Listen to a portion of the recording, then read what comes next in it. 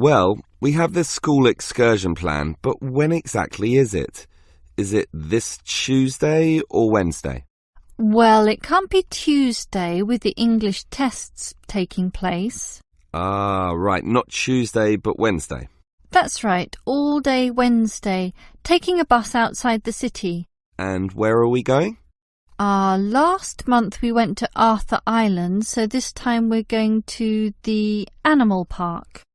Arthur Island was okay, but it was too cold. Let's hope the weather for this week's excursion is better. I don't suppose animals care about bad weather, but I certainly do. Have you heard the forecast? Yes, and it's not too bad. Basically, they're saying Monday will be sunny. Good.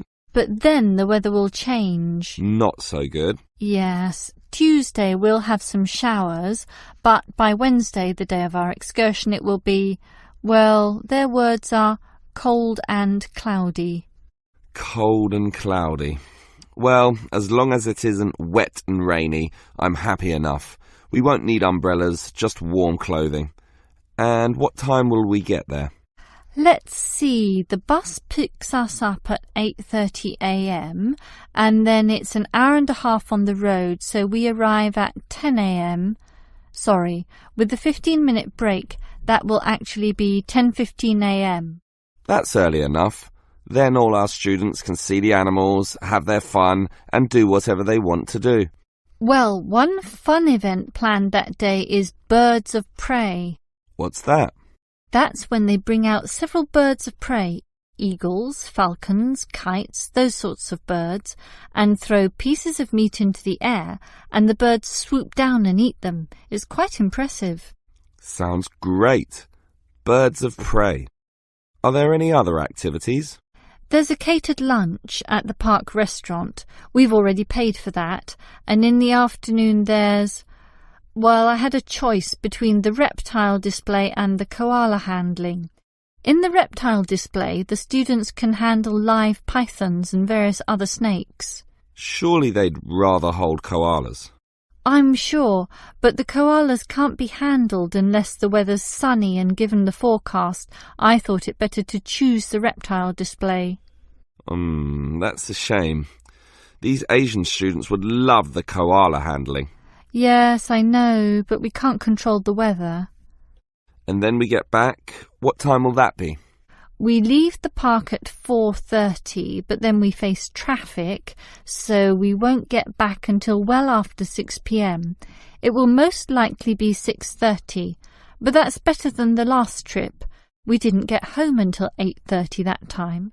Yes, that was a bit too late, wasn't it? Andrew, I understand you've been doing some research regarding the breakdown by nationality of our student body. That must have produced some interesting results. You're right. I got some statistics from head office.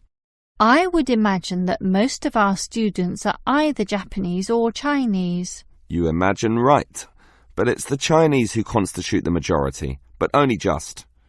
I had thought Koreans might be second, but it's actually the Japanese, quite close behind. It's somewhat surprising, but obviously all those study tours that our university markets in Japan are bringing in students. What's the breakdown exactly? Japanese are a quarter of the whole, which is considerable. Last year they were only 16%, so that market has grown nicely. The only other proportions of some weight are the Indonesians and Koreans, about the same.